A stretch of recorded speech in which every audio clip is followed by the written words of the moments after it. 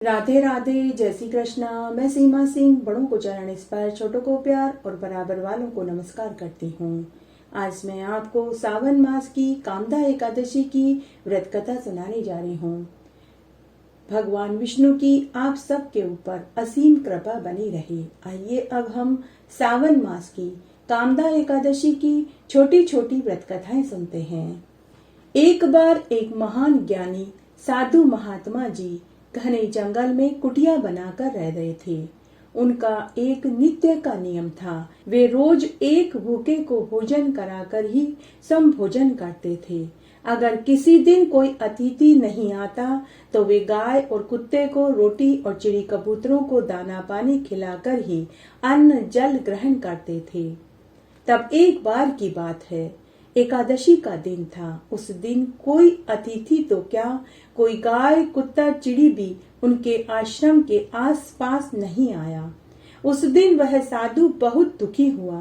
वह मनी मन सोचने लगा कि आज मेरा जीवन भर का लिया हुआ नियम टूट जाएगा। सुबह से दोपहर और दोपहर से शाम हो गई।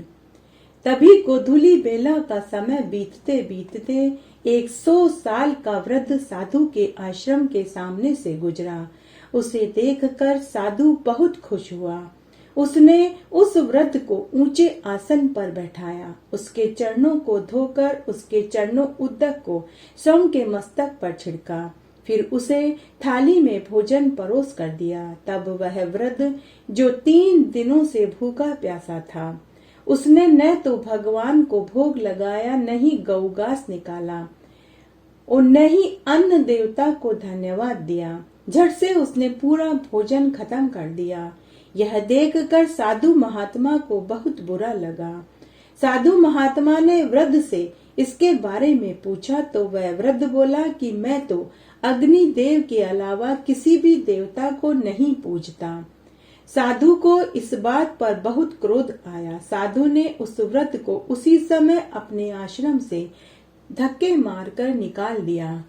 वृद्ध व्यक्ति उदास मन से अपने गंतव्य की ओर चला गया। उसी रात्रि को भगवान ने आकर उस साधु को दर्शन देकर कहा कि हे वत्स, तुमने उस वृद्ध के साथ जो कठोर व्यवहार किया है उससे तेरे जीवन भर के पुण्य क्षीण हो गए। तब साधु बोला कि हे भगवान, मैंने तो उसे इसलिए धक्के मारकर भगाया था क्योंकि उसने आपका अपमान किया था। तो भगवान ने कहा कि हे वत्स, वह व्यक्ति मेरा नित्य अपमान करता था। मैंने उसे 100 वर्ष तक सहा, लेकिन तुम उसे एक दिन भी सहन नहीं कर सके। ऐसा कहकर भगवान अंतर्ध्यान हो गए और वह साधु अपने किए कर्म पर पछताने लगा। जब भी धरती पर धर्म और सत्य की हानि होने लगती है तो भगवान धरती पर अवतार लेते हैं और अधर्म का नाश करके धर्म की रक्षा करते हैं। ऐसा ही एक बार जब द्वापर युग में भगवान विष्णु ने श्री कृष्ण अवतार में जन्म लिया था, तब ब्रह्मा जी ने और सभी देवी देवताओं को भी श्री कृष्ण की सहायता हेतु पृथ्वी पर जन्म लेने का आदेश दिया था। ब्रह्मा जी के इस आदेश का सभी देवी देवताओं ने स्वागत किया, परंतु चंद्रदेव ने इस आदेश का विरोध किया और अपने पुत्र वर्चा को पृथ्वी पर जन्म लेने से इनकार कर दिया।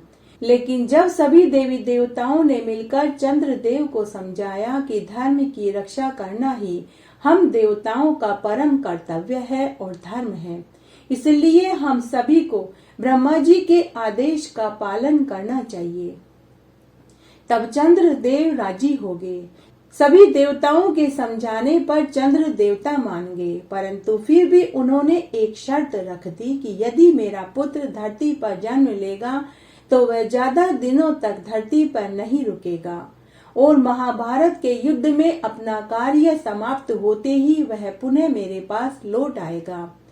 इसके साथ ही वह युद्ध में अपने पराक्रम से बड़े बड़े महारथियों को भी चकित कर युद्ध लड़ते हुए वीर गति को प्राप्त होगा। उसके इस अदम्य साहस को युगों युगों तक याद रखा जाएगा। चंद्रदेव का पुत्र वर्चा ही अभिमन्यु थे, जिसने धरती पर ब्रह्मा के आदेश का पालन कर श्री कृष्ण भगवान की मदद के लिए जन्म लिया था। परंतु चंद्रदेव की शर्त के अनुसार ही श्री कृष्ण ने अभिमन्यु की नियति में दखल नहीं दिया और अभिमन्यु महाभारत युद्ध में वीरगति को प्राप्त हो अपने पिता चंद्रदेव के पास पुनः लौट गया। पुराणों के अनुसार भगवान परशुराम को श्री हरि विष्णु का अवतार माना गया है। भगवान विष्णु का यह सबसे क्रूर अवतार था। शिव जी के द्वारा प्राप्त परशु के कारण ही उनका नाम परशुराम पड़ा। परशुराम महर्षि जमदग्नि और माता रेणुका की संतान थे। परशुराम उनके सबसे छोटे और लाडले पुत्र थे। 5 भाइयों में परशुराम सबसे तेजस्वी न्यायपूर्ण योद्धा थे।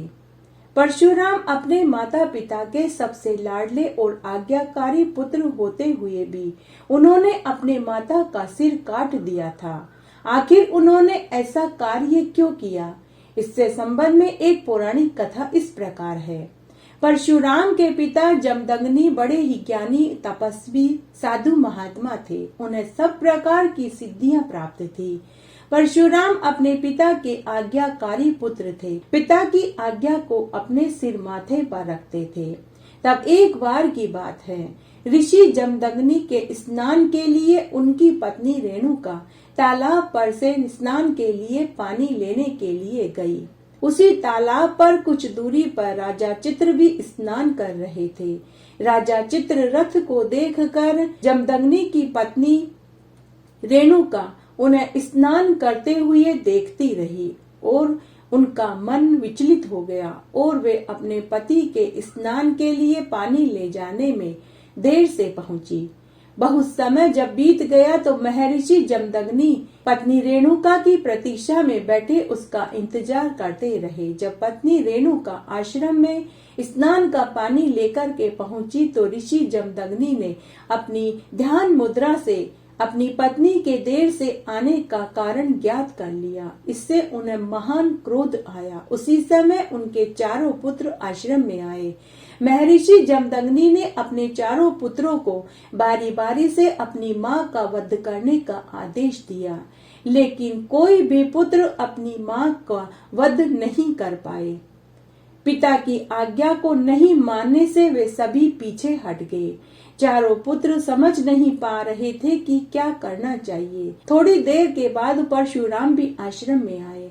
परशुराम को देखकर महर्षि जमदग्नि ने अपने पुत्र को आदेश दिया कि तुम अपनी मां और अपने चारों भाइयों का वध कर दो। अपने पिता की आज्ञा पाकर परशुराम ने अपनी माता और चारों भाइयों का वध कर डाला। यह देखकर ऋषि जमदग्नि बहुत खुश हुए और अपने पुत्र परशुराम को वर मांगने के लिए कहा। परशुराम जानते थे कि उनके पिता बहुत बड़े ज्ञानी और महात्मा हैं। उन्हें सभी सिद्धियां प्राप्त है। उन्हें अपने पिता की सभी शक्तियों का पहले से ही ज्ञान था। वे जानते थे कि अगर वे अपने पिता के आदेश को मानेंगे तो उनके पिता उन्हें वरदान मांगने के लिए कहेंगे। इसलिए उनके पिताजी ने जब उनसे वरदान मांगने के लिए कहा तो परशुराम ने अपनी मां और चारों भाइयों को पुनर्जीवित होने का वरदान मांग लिया। इससे उनके पिता ने उनकी इच्छा का मान रखा और रेणुका और अपने चारों बेटों को जीवित कर दिया। इस प्रकार परशुराम ने अपने पिता की आज्ञा का पालन किया और वरदान में अपनी माता और अपने चारों भाइयों को भी जीवित करा लिया। परंतु माता और भाई तो जीवित हो गए, लेकिन माता की हत्या का उनके ऊपर पाप चढ़ गया। इस पाप से मुक्ति पाने के लिए परशुराम जी पर्वत पर शिव जी की तपस्या करने के लिए चले गए। वे कई वर्षों तक कठोर तपस्या करते रहे। तब उनकी तपस्या से प्रसन्न होकर महादेव जी ने परशुराम को दर्शन दिया। तब परशुराम ने मात्र हत्या के पाप से मुक्ति का उपाय महादेव जी से पूछा। तब महादेव जी ने परशुराम को मृत्यु कुंडली के जल में स्नान करने का आदेश दिया। तब परशुराम ने मृत्यु कुंडली के जल में स्नान किया तो वे अपनी मात्र हत्या के पाप के दोष से मुक्त हो गए। यह मृत्यु कुंड वर्तमान में राजस्थान के चित्तौड़ जिले में स्थित है। शिव पुराण के अनुसार एक बार भगवान विष्णु कैलाश पर्वत पर गए और वहां पहुंचकर उन्होंने शिव जी की तपस्या करने लगे।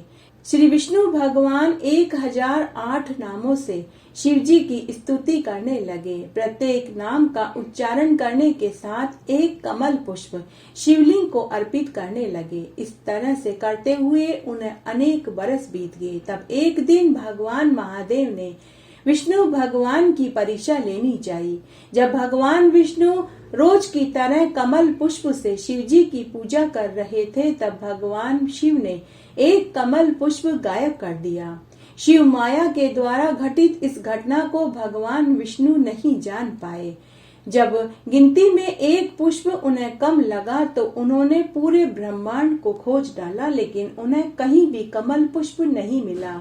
तब भगवान विष्णु मन ही मन सोचने लगे कि सभी लोग मुझे कमल नेत्रधारी बोलते हैं, तो मैं अपने नेत्रों को कमल मानकर शिवलिंग पर अर्पित कर देता हूँ। तब भगवान विष्णु ने अपना एक नेत्र शिवलिंग पर अर्पित कर दिया। भगवान विष्णु के इस त्याग से भगवान शिव प्रसन्न हो गए और उसी समय साक्षात दर्शन देकर उन्हें वरदान में सुदर्शन चक्र भेंट कर दिया। पुराणों के अनुसार सुदर्शन चक्र का निर्माण विश्वकर्मा ने सूर्य की अभेद राख से किया था और उससे 3 चीजें बनाई थी। पहला पुष्पक विमान, दूसरा त्रिशूल और तीसरा सुदर्शन चक्र। जबकि ऋग्वेद के अनुसार सुदर्शन चक्र को समय का चक्र बताया गया है।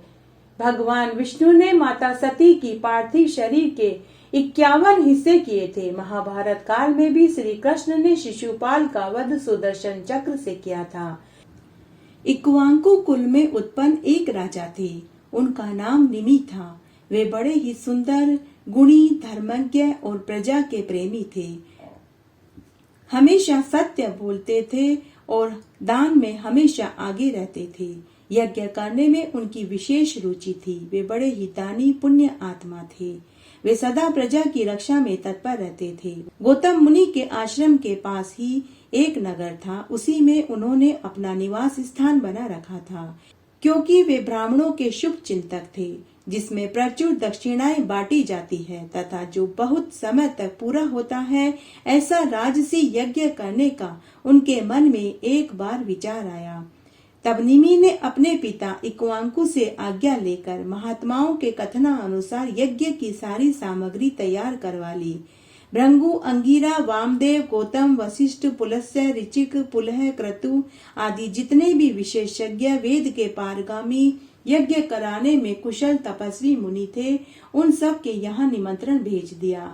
जब संपूर्ण उपयोगी सामान एकत्रित हो गए, तब धर्मज्ञ राजा निमि ने अपने गुरु वशिष्ठ जी की पूजा करी और बड़ी ही नम्रता से कहा कि हे मुनिवर, मैं यज्ञ करना चाहता हूँ, आप इसके आचार्य हो जाइए। आप सर्वज्ञानी पुरुष मेरे गुरु हैं, अतः अब यह मेरा कार्य आपके ऊपर निर्भर है। यज्ञ संबंधी सभी वस्तुओं का मैंने संग्रह करवा लिया है। मैं विधि पूर्वक यज्ञ करवाना चाहता हूँ। राजा निमि की बात सुनकर वशिष्ठ मुनि बोले कि हे राजन, तुमसे पहले ही मुझको इंद्र ने यज्ञ कराने के लिए वरण कर लिया है। पराशक्ति नामक यज्ञ करने के लिए वे तैयार हैं। उन्होंने 500 वर्ष तक यज्ञ करने की दीक्षा ले ली है। अतः हे राजन, तब तक तुम यज्ञ की इन सामग्रियों को सुरक्षित रखो।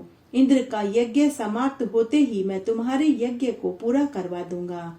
तब राजा निमि ने वशिष्ठ मुनि से कहा कि हे मुनिवर, यज्ञ के निमित्त मैं अन्य मुनियों को भी निमंत्रण भेज चुका हूँ। यज्ञ की सारी वस्तुएं भी जुट गई है। फिर इतने लंबे समय तक मैं यज्ञ की सामग्री को कैसे सुरक्षित रख पाऊंगा? हे गुरुदेव, आप इस इक्ष्वाकु वंश के आचार्य हैं। वेदों का कोई भी अंश आपसे अविदित नहीं है। आप क्यों इस समय मेरे कार्य को बीच में छोड़कर अन्यत्र जाना चाहते हैं? राजा निमि के इस प्रकार रोकने पर भी वशिष्ठ मुनि इंद्र के यज्ञ को कराने के लिए चले गए। इससे राजा का मन उदास हो गया। उसके बाद गौतम मुनि को अपना आचार्य बनाकर हिमालय पर्वत के निकट समुद्र के किनारे जाकर वे यज्ञ में दीक्षित हो गए। महाराज निमि ने उस यज्ञ में ब्राह्मणों को प्रचुर दक्षिणाएं दी। उन्होंने बहुत सा धन और गायें ऋतवजों की पूजा करके दान में दी। प्राय सभी बड़े प्रसन्न थे। इधर 500 वर्ष की अवधि वाला इंद्र का यज्ञ जब समाप्त हो गया तो मुनि वशिष्ठ राजा निमि के यज्ञ को देखने के विचार से वहां पहुँचे। उस समय राजा निमि सो रहे थे। उन्हें गहरी नींद आ रही थी तो नौकरों ने राजा को नहीं जगाया, जिससे वे मुनि के पास उनके सेवा में उपस्थित नहीं हो सके। इससे वशिष्ठ मुनि ने सोचा कि राजा ने मेरा अपमान किया है, अतः उनके मन में क्रोध उत्पन्न हो गया। निमि का सेवा में उपस्थित न होने से मुनि के रोष का कारण बन गया। क्रोध के वशीभूत होकर उन्होंने राजा को शाप दिया, तुमने मुझ गुरु को छोड़कर दूसरे को गुरु बनाकर यज्ञ को पूरा कराया। तुमने मेरा अपमान किया है। अरे मूर्ख, मेरे मना करने पर भी तुम रुक न सके, अतः आज तुम विदाई हो जाओगे। तुम्हारा यह शरीर नष्ट हो जाएगा। मुनि का यह शाप सुनकर सेवकों ने उसी समय महाराज निमि को जगाया और वशिष्ठ मुनि के कुपित होने और शाप देने वाली बात को बताया। राजा निमि के अंतःकरण में कोई दुर्भावना नहीं थी। वे तुरंत क्रोध से भरे हुए मुनि के पास आए और मीठे शब्दों में बोले कि धर्म के पूर्ण ज्ञाता है गुरुदेव, मेरा कोई अपराध नहीं है। मैं आपका यजमान हूँ। मेरे बार बार प्रार्थना करने पर भी आपने मुझे ठुकरा दिया और लोभ में पड़कर आप इंद्र का यज्ञ पूरा करने के लिए चले गए। ऐसा निंदित कर्म करने पर भी आपके मन में संकोच नहीं है। इस धार्मिक सिद्धांत को आप भली भांति जानते हैं। आप साक्षात ब्रह्मा जी के पुत्र हैं। वेद और वेदांग को जानने वाले हैं। ब्राह्मण के धर्म की गति बड़ी गहन है। इसे समझना अत्यंत कठिन कार्य है। आप इस सूक्ष्म धर्म को न समझने के कारण ही मुझे अपना अपराधी जानकर व्यर्थ ही शाप दे रहे हैं। विद्वान पुरुषों को तो चाहिए कि क्रोध को सदा के लिए त्याग दे, क्योंकि यह क्रोध चांडाल से भी बढ़कर अस्पर्श है। इस क्रोध का ही परिणाम है कि आपने अकारण ही मुझे शाप दे दिया। अतः मैं भी आपको यह शाप देता हूँ कि आपका यह शरीर शीघ्र नष्ट हो जाए। इस प्रकार मुनिवर वशिष्ठ और राजा निमि दोनों परस्पर शाप के भागी बन गए। शाप लग जाने के बाद मुनि वशिष्ठ उसी समय ब्रह्मा जी की शरण में गए और निमि के शाप के बारे में बताया कि हे पिताजी, राजा निमि ने मुझे शाप दिया है कि तुम्हारा यह शरीर नष्ट हो जाए। शरीर के शांत हो जाने में कष्ट होना स्वाभाविक है, किंतु यह विषम परिस्थिति मेरे सामने आ गई है।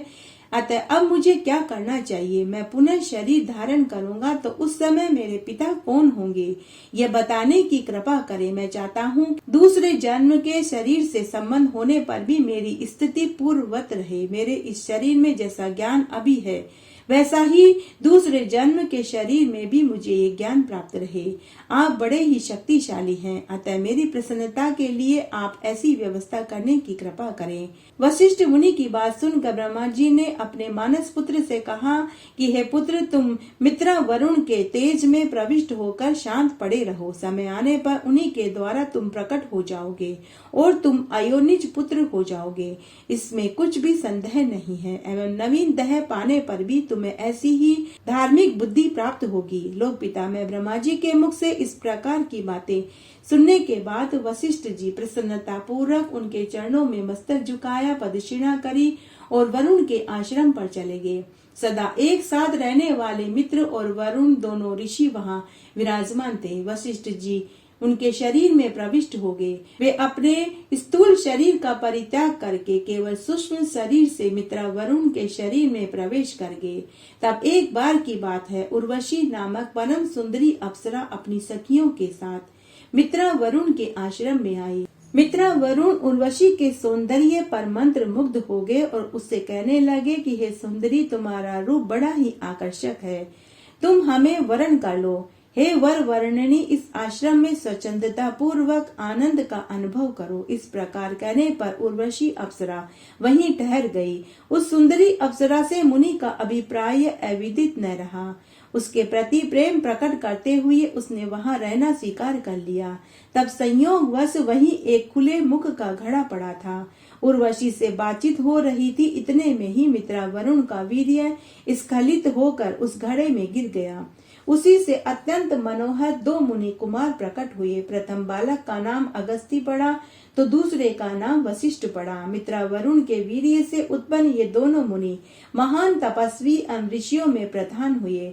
अगस्ती में तपस्या की अटूट आस्था थी, अतः बचपन में ही वे वन में चले गए। दूसरे बालक वशिष्ठ को इक्वानकु ने पुरोहित के रूप में वरण कर लिया। तुम्हारा ये वंश सुखी रहे, इस विचार से महाराज इक्ष्वाकु ने वशिष्ठ के पालन पोषण की समुचित व्यवस्था कर दी। इस प्रकार शाप लग जाने के कारण वशिष्ठ जी को मित्रा वरुण के कुल में दूसरा शरीर धारण करना पड़ा। जैसे वशिष्ठ जी को पुनः शरीर प्राप्त हो गया, वैसे ही शाप लगने के बाद राजा निमि पुनः शरीरधारी नहीं हुए। जिस समय मुनि ने शाप दिया उस समय राजा निमि यज्ञ में दीक्षित थे। उन्होंने जितने ब्राह्मणों को ऋत्वजों के रूप में वरण किया था, वे अभी आपस में विचार करने लगे कि अहो, ये धर्मात्मा नरेश निमि यज्ञ में दीक्षित है, अभी यज्ञ का कार्य अधूरा ही है। इसी बीच में इस मुनि ने शाप दे दिया है। ऐसी विषम परिस्थिति में अब हमें क्या करना चाहिए? तब उन ऋत्वजों ने अनेक प्रकार के मंत्रों का प्रयोग करके महामना निमि के शरीर को सुरक्षित रखा। उनके श्वास की गति समाप्त नहीं हो सकी। मंत्र की शक्ति से निर्विकार आत्मा शरीर में प्रतिष्ठित रही। ब्राह्मणों ने भांति भांति की पुष्पमालाओं और चंदनों से उस आत्मा को सुपूजित करके रखा था। यज्ञ समाप्त हो जाने पर इंद्र आदि समस्त देवता वहां पधारे। तब सब ऋत्वजों ने देवताओं की स्तुति करी, इससे वे प्रसन्न हो गए। तब उन ब्राह्मणों ने प्रार्थना पूर्वक राजा निमि की स्तुति देवताओं के सामने कह सुनाई। अतः दुखी नरेश के प्रति देवताओं ने कहा कि उत्तम व्रत का पालन करने वाले हे राजन, हम प्रसन्न हैं, तुम वरदान मांग लो। तुम्हारे इस यज्ञ के प्रभाव से तुम्हें सर्वोत्तम जन्म मिल सकता है। देव शरीर अथवा मानव शरीर जो भी तुम चाहते हो तुम्हें मिलेगा। जैसे तुम्हारे पुरोहित वशिष्ठ अपने सुख एवं सुविधा के अनुसार मृत्युलोक में शरीर धारण किए हुए हैं। देवताओं के कहने पर निमि की आत्मा देवताओं से बोली कि हे देवताओं, मैं सदा जन्मने और मरने वाले इस शरीर में रहना नहीं चाहता। मैं चाहता हूँ संपूर्ण प्राणी जिसके द्वारा देखते हैं उसी वस्तु में रहने का सुअवसर मुझे प्राप्त हो। अखिल प्राणियों के नेत्रों में वायु बनकर मैं विचरण करना चाहता हूँ। जब निमि की आत्मा ने देवताओं के सामने अपनी अभिलाषा प्रकट करी, तब सभी देवताओं ने राजा निमि को तथास्तु का वरदान दे दिया। तब देवताओं ने कहा कि हे राजन, समस्त चराचर प्राणियों के नेत्रों में तुम रहोगे। तुम्हारे प्रभाव से ही प्राणियों की आंखों में पलक गिरने की शक्ति रहेगी। अतः मनुष्य, पशु, पक्षी ये पलक गिराने वाले प्राणी कहलाएंगे। देवता इस स्थिति से पृथक हैं। पल के न गिरने से उनकी अनिमिष संज्ञा होगी। उसके बाद देवताओं के अंतर्ध्यान हो जाने पर वहां उपस्थित सभी मुनियों ने सम्यक प्रकार से परामर्श करके निमि के नष्ट होते हुए स्थूल शरीर को रखा और कोई राजकुमार उत्पन्न हो जाए, इस विचार से उस शरीर के भीतर काष्ठ डालकर मंत्र पढ़ते हुए उसे मथने लगे। साथ ही साथ मंत्र पूर्वक हवन भी करते रहे। यो अरणि मंथन करने पर एक सर्व लक्षण संपन्न बालक पैदा हुआ। वह ऐसा जान पड़ता था मानो दूसरा निमि ही स्वयं प्रकट हो गया हो। वही बालक अरणि मंथन से प्रकट होने के कारण मिथि और पिता के शरीर से निकलने के कारण जनक नाम से विख्यात हुआ। निमि के विदय होने से उनके कुल में जितने भी नरेश हुए वे सभी विदय कहलाने लगे। इस प्रकार निमि से राजा जनक की उत्पत्ति कही गई। उन्होंने गंगा के तट पर एक नगरी बसा ली जो बड़ी ही मनोहर है। मिथिला नाम से वह नगर प्रसिद्ध हुआ। इस वंश में जो जो राजा उत्पन्न हुए उन सभी को जनक की उपाधि मिली। उन परम ज्ञानी राजाओं को लोग विदय भी कहते हैं। निमि की यही उत्तम कथा है जिसका वर्णन हमने सुना। सावन मास की पवित्र एकादशी कामिका एकादशी के नाम से जानी जाती है। सावन मास की कृष्ण पक्ष की एकादशी में जनार्दन भगवान की पूजा करने का विधान है। कामिका का शाब्दिक अर्थ है कामना, इच्छा इत्यादि। अगर कामिका एकादशी का व्रत किसी विशेष इच्छा को पूरा करने के लिए किया जाता है तो निश्चय ही उसकी सभी इच्छाएं भगवान जनार्दन पूरी कर देते हैं। इस एकादशी का व्रत करके मनुष्य अपने सभी कष्टों से मुक्ति पा जाता है। एकादशी का पारण दूसरे दिन द्वादशी को सुबह 5 बजे से 8 बजे के बीच में कर लेना चाहिए। इस बार कामिका एकादशी व्रत की पूजन विधि के दिन सर्वार्थ सिद्धि योग बन रहा है। एकादशी का पालन दशमी तिथि के शाम से ही शुरू कर देना चाहिए। दशमी तिथि की शाम को भोजन नहीं करना चाहिए। एकादशी के दिन सुबह ब्रह्म मुहूर्त में उठकर स्नान आदि से निवृत्त होकर साफ वस्त्र धारण करें। पूजा स्थान की साफ सफाई करें। भगवान जनार्दन के चित्र के सामने हाथ में अक्षत, जल, पुष्प, तिल, कुशा लेकर व्रत का संकल्प लेना चाहिए और मन की इच्छा बोलनी चाहिए। भगवान जनार्दन की मूर्ति को गंगा जल से स्नान करावें, पीले वस्त्र धारण करावें, पीले फूलों की माला पहनावें, पीले चंदन का टीका लगावें, अक्षत लगावें, फिर घी का अखंड दीपक जलावें, धूप, दीप, नैवेद्य, ऋतुफल और मावे की मिठाई का भोग लगाना चाहिए। भगवान जनार्दन को तुलसी दल सबसे अधिक प्रिय है। बिना तुलसी के भगवान भोग को स्वीकार नहीं करते। तुलसी दल चढ़ाकर गंगा जल पिलाना चाहिए। फिर विष्णु भगवान की प्रसन्नता के लिए विष्णु सहस्त्र नाम का पाठ व आरती करनी चाहिए। ब्राह्मणों को दान, दक्षिणा, अन्न, वस्त्र, दूध, शक्कर, घी देवे। अगर निर्जला व्रत कर रहे हैं तो बहुत अच्छा, लेकिन अगर फलाहार कर रहे हैं तो संध्या से पहले एक बार फलाहार करें। रात्रि जागरण में समय बितावें। झूठ, चोरी पर निंदा से बचें। ब्रह्मचर्य का पालन करें। जमीन पर सोएं। भगवान विष्णु के आराध्य देव भगवान शिव शंकर हैं और शिव जी के आराध्य देव भगवान विष्णु हैं। इसलिए सावन मास की कामिका एकादशी का महत्व और भी अधिक बढ़ जाता है। धर्मशास्त्र में कहा गया है कि जो भी मनुष्य सच्चे हृदय से कामिका एकादशी का व्रत पूरे विधि विधान से करते हैं तो उनकी सभी इच्छाएं भगवान शिव और भगवान विष्णु पूरी कर देते हैं। वे इस जीवन के समस्त सुखों को भोग कर मरने के बाद वैकुंठ लोक को पाते हैं। कामिका एकादशी की कथा सुनने मात्र से वह मनुष्य ब्रह्महत्या जैसे पाप कर्म से छूट जाता है और मरने के बाद विष्णु लोक को जाता है। कामिका एकादशी की शाम को मंदिर में दीप दान करने का बड़ा महत्व होता है। जो मनुष्य विष्णु भगवान के मंदिर में मिट्टी का दीपक जलाते हैं, मिट्टी के दीपक में घी और तेल भर कर मंदिर में जलाते हैं, वे करोड़ों करोड़ों जन्म तक भगवान विष्णु की कृपा को पाते हैं। लेकिन अगर किसी व्यक्ति में सामर्थ्य है तो उसे चांदी के दीपक में घी या तेल भर कर विष्णु भगवान के मंदिर में जलाकर दान करना चाहिए। जो ऐसा करता है वह करोड़ों वर्ष तक अपने परिवार के साथ विष्णु लोक में आनंद सुख भोगता है तथा उनका परिवार कई करोड़ वर्ष तक सूर्य के प्रकाश की भांति इज्जत, वैभव, ऐश्वर्य, धन दौलत और दीर्घायु संतान सुख को पाते हैं। उनके पितर स्वर्ग में सुधा का पान करते हैं। आइए अब हम कामिका एकादशी की एक पौराणिक कथा सुनते हैं।